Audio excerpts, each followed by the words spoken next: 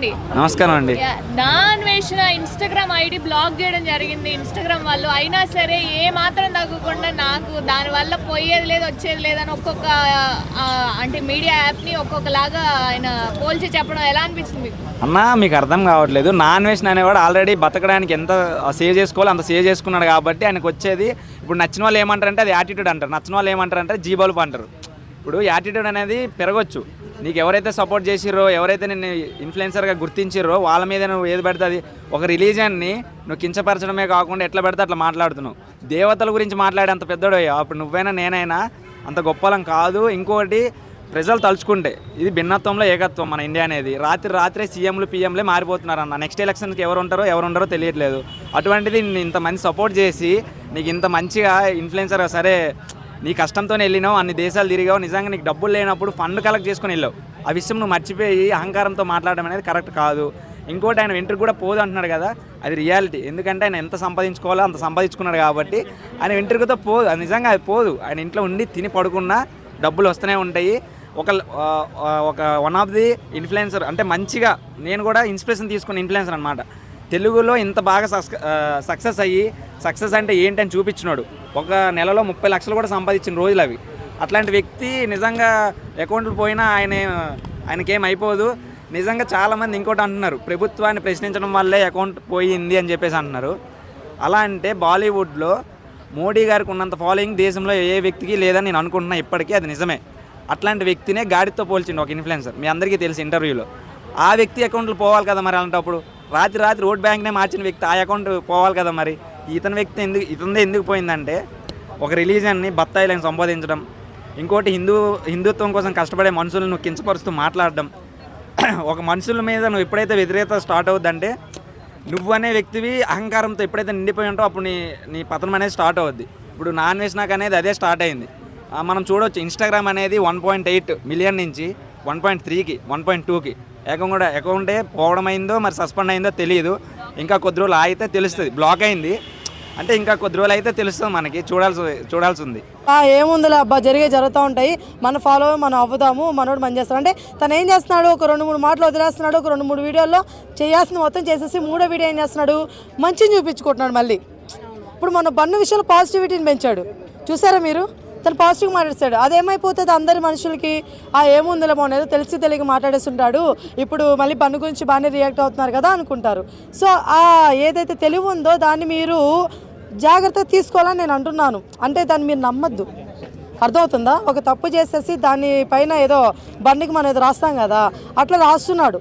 అర్థమవుతుంది. మీరు అవన్నీ నమ్మద్దు. అర్థమవుతుందా? ప్రతి ఒక్కరు కూడా తన ఇన్స్టాగ్రామ్ కొత్తది కాదు. ఎన్ని అకౌంట్లు పెడితే అన్ని అకౌంట్లు కూడా మీరు ఫాలో అవ్వకుండా ఉన్న రోజే వాడంటే వాడికి తెలుస్తుంది. మీరు అలా ఫాలో అవుతున్నంత వరకు, తను ఎంకరేజ్ చేస్తున్నంత వరకు ఇలాంటివి ఎన్నో పుట్టుకొస్తూనే ఉంటాయి. ఇలా అన్వేషణ కాకపోతే రేపు ఇంకొకరు విశేషణ ఎవరో ఒకరు వస్తారు. అర్థమవుతుందా? చెప్పలేము, ఎవరో ఒకరు వస్తూ ఉంటారు. కాబట్టి మన దగ్గర నుంచే పతనం అనేది స్టార్ట్ చేయాలి. అవతలోడు ఇంకొకటి ఎవడు కూడా ఇలాంటి వాళ్ళు పుట్టుకొని రాకూడదు అంటే అది మన చేతుల్లోనే ఉంది. సో ప్రతి ఒక్కరు కూడా జాగ్రత్త పడి ఎవరు కూడా ఎంకరేజ్ చేయొద్దు ఇలాంటి వాళ్ళని నేను కోరుకుంటున్నాను. అనే మాట కూడాను అంటే హిందువుల పైన ఎక్కువ నోటు చేస్తారు ఆయన.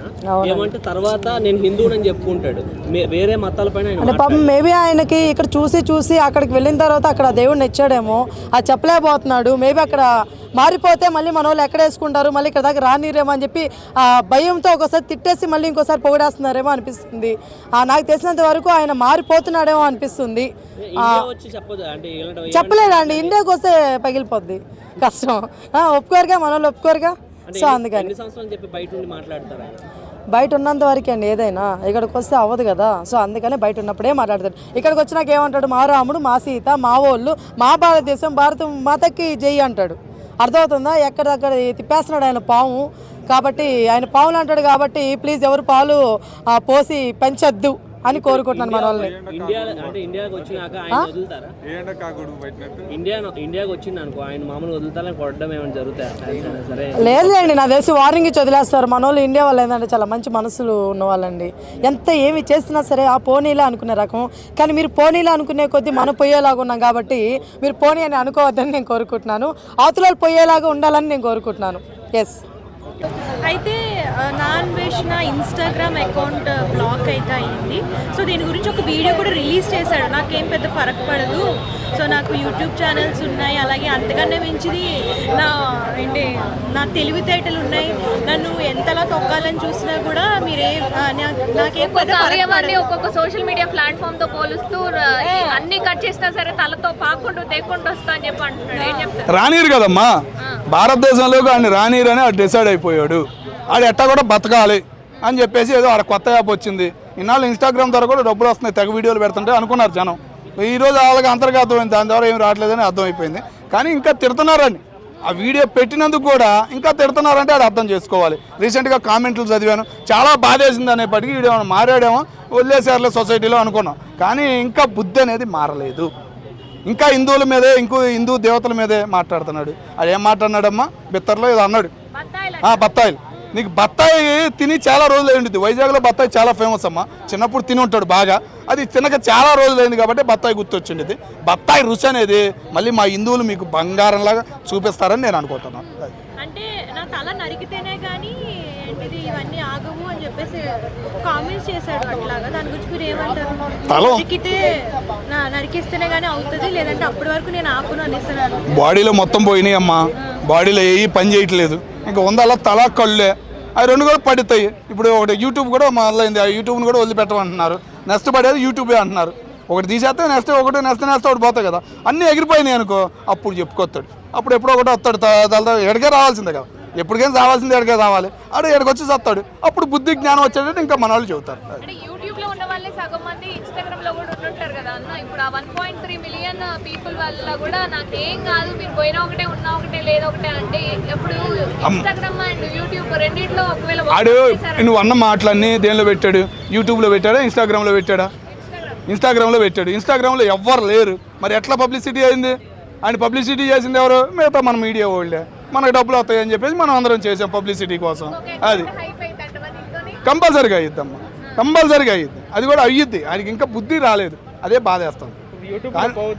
పోయిద్దన్న నెక్స్ట్ పడేది దాని మీదే ఎఫెక్ట్ అని మేము అనుకుంటున్నాం. అది ఆడు మాట్లాడిన మాటలు అట్లా విధానంగా ఉన్నాయి.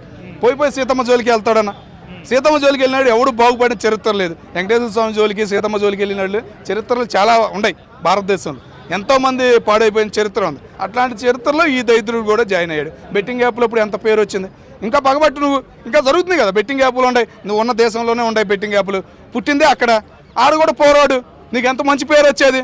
పోయి వచ్చేసి ఎలికలో పున్నంలాగా ఏలు పెట్టావు. కొంప అయింది ఎవరు? నువ్వే అయ్యావు. మరి నువ్వు చేతుల్లో నువ్వే చేసుకున్నావు. నీ తలరాత నువ్వే మార్చుకున్నట్టు నువ్వే అంత దేవుడు ఇచ్చినా కూడా అవకాశాన్ని చెడగొట్టుకుని పిచ్చోడు అయ్యావు ఇప్పుడు. అంతే పరిస్థితి. నమస్కారం అండి. నమస్కారం. నాన్ వేసిన ఇన్స్టాగ్రామ్ ఫాలోవర్స్ 7.8 నుంచి 1.3 నుంచి బ్లాక్ అయినా కూడా ఏ మాత్రం తగ్గకుండా మీరు ఎటు పోయినా నాకు సంబంధం లేదు, నాకేం కాదు అంటున్నాడు. ఏం చేద్దామంటారు ఇంతకీ ఫైనల్ గా? నాన్ వేషన్కి పాపాలు పండి మన కంట్రీ గురించి, దేవుళ్ళ గురించి, రిలీజన్ గురించి, లేడీస్ గురించి వ్యతిరేకంగా మాట్లాడి సో ఆయనకు అంతా పాపాలు పండింది కాబట్టి ఆయన ఫాలోవర్స్ అంతా పోయారు. కొద్దిగా కామన్ సెన్స్ ఉండాలి కదా. ఫాలోవర్స్, సబ్స్క్రైబర్స్ మొత్తం ఇండియన్సే. మన కంట్రీలో నుంచి పాస్వర్డ్, మన కంట్రీలో నుంచి వీసా తీసుకుని అర్నింగ్ అంతా మన గురించి వచ్చినప్పుడు మనకే వ్యతిరేకంగా మాట్లాడితే దానికి దేవుడు కూడా శిక్ష వేశాడు అనమాట. రెస్పాన్స్ బాగుండేది, పోలీసుల వల్లే ఇలా జరిగింది అని హైదరాబాద్ పోలీసులను పొగుడుతున్నారు. మన నిజమేనంటారా? హైదరాబాద్ పోలీసులు రియాక్షన్ ఏదంటారు ఇదంతా? 50-50%. అంటే ఆయన అయితే ఏమీ అరెస్ట్ చేయలేదు కదా. అరెస్ట్ చేస్తే మనం 100% పోలీస్ బాగుంది పర్ఫార్మెన్స్ అనుకోవచ్చు. స్టాప్ చేయమని కూడా పోలీసు వాళ్ళే చెప్పారు. అదే కొంతవరకు బాగుంది అంటాను. అదే కనీసం అదన్నా పూర్తిగా అంటే ఆయన్ని పట్టుకుని యాక్షన్ తీసుకుంటే కొద్దిగా బాగుండేది, వార్నింగ్ ఇచ్చుంటే. మరి కొంతవరకు బాగుంది, 50% ఓకే.